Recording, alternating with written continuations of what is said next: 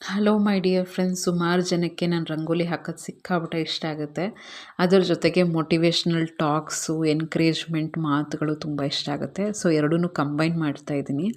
ನೋಡಿ ಫ್ರೆಂಡ್ಸ್, ಎಷ್ಟೊಂದು ಜನಕ್ಕೆ ಸೋಂಬೇರಿತನ ಅನ್ನೋದು ಎಷ್ಟೊಂದು ಆಗಿರುತ್ತೆ ಅಂದರೆ, ಏನಕ್ಕೆ ಮಾಡಬೇಕು, ಕುತ್ಕೊಂಡು ಮೊಬೈಲ್ ನೋಡ್ತಾ ಇರೋಣ, ಟಿ ವಿ ನೋಡ್ತಾ ಇರೋಣ, ಯಾರ ಜೊತೆನ ಚೆನ್ನಾಗಿ ಹರಟೆ ಹೊಡೆಯೋಣ ಅಂತ ಅನಿಸ್ತಾ ಇರುತ್ತೆ.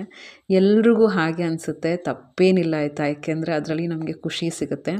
ಬಟ್ ಸೋಂಬೇರಿತನ ಎಷ್ಟು ಕೆಟ್ಟದ್ದು ಅಂದರೆ ನಮ್ಮನ್ನು ಫಿಸಿಕಲಿ ಮೆಂಟಲಿ ತುಂಬ ನಮ್ಮನ್ನು ಡಲ್ಲಾಗಿ ಮಾಡಿಸ್ಬಿಡುತ್ತೆ.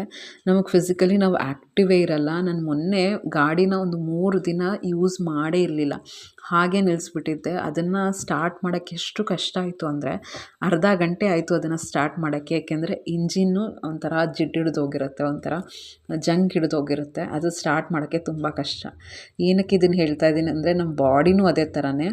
ನಾವು ಎಷ್ಟು ಅದನ್ನು ಆ್ಯಕ್ಟಿವ್ ಆಗಿ ಯೂಸ್ ಮಾಡ್ತಾ ಇರ್ತೀವಿ, ವಾಕಿಂಗ್ ಮಾಡ್ತಾ ಇರ್ತೀವಿ, ಎಷ್ಟು ಕೆಲಸಗಳು ಮಾಡ್ತಾ ಇರ್ತೀವಿ, ನಮ್ಮ ಫಿಸಿಕಲ್ ಹೆಲ್ತು ಚೆನ್ನಾಗಿರುತ್ತೆ, ನಮ್ಮ ಮೆಂಟಲ್ ಹೆಲ್ತು ಚೆನ್ನಾಗಿರುತ್ತೆ. ಮನೇಲಿ 108 ಕೆಲಸ ಇದ್ದರೂ ಕೂಡ ಏನಾದರೂ ಒಂದು ಮಾಡ್ಕೊಂಡು ಕೂತಿರ್ತೀವಿ, ಮೊಬೈಲ್ ನೋಡ್ಕೊಂಡು ಕೂತಿರ್ತೀವಿ. ಆಗ ಏನು ಮಾಡ್ತೀವಿ ಅಂದರೆ, ಆರಾಮಾಗಿ ಟೈಮ್ ಇದೆಯಲ್ಲ ಅಂತ ಇಲ್ಲದೇ ಇರೋ ಯೋಚನೆಗಳು ಬರ್ತಾ ಇರುತ್ತೆ. ಓವರ್ ಥಿಂಕ್ ಮಾಡ್ತೀವಿ, ನೆಗೆಟಿವ್ ಥಿಂಕ್ ಮಾಡೋಕ್ಕೆ ಸ್ಟಾರ್ಟ್ ಮಾಡ್ತೀವಿ. ಅನಾವಶ್ಯಕವಾಗಿ ಹೇಗಾನ ಮಾಡಿ ಟೈಮ್ನ ದಬ್ತಾ ಇರ್ತೀವಿ. ಅದ್ರ ಬದಲಾಗಿ ಏನಾದರೂ ಪ್ರೊಡಕ್ಟಿವ್ ಆಗಿ ನಾನು ಇಡೀ ದಿನನ ಟೈಮ್ ಸ್ಪೆಂಡ್ ಮಾಡಬೇಕು ಅಂತ ಬೆಳಗ್ಗೆ ಎದ್ದಿದ ತಕ್ಷಣವೇ ಅಂದ್ಕೊಂಡ್ರೆ ತುಂಬ ಬೆಸ್ಟ್.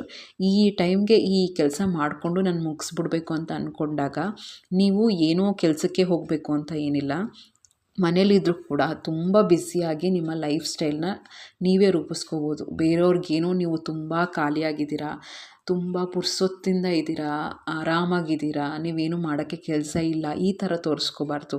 ನಾವು ಯಾವಾಗಲೂ ಬ್ಯುಸಿಯಾಗಿದ್ದೀವಿ ಅಂತಲೇ ತೋರಿಸ್ಕೋಬೇಕು ಅಂದರೆ ಅದರ ಅರ್ಥ ಬೇರೆಯವ್ರಿಗೋಸ್ಕರ ನಾವು ಬ್ಯುಸಿ ಇದ್ದೀವಿ ಅಂತ ತೋರಿಸ್ಕೊಳ್ಳೋದಲ್ಲ. ನಿಜವಾಗ್ಲೂ ನಾವು ಬ್ಯುಸಿ ಆಗಿಬಿಡ್ಬೇಕು.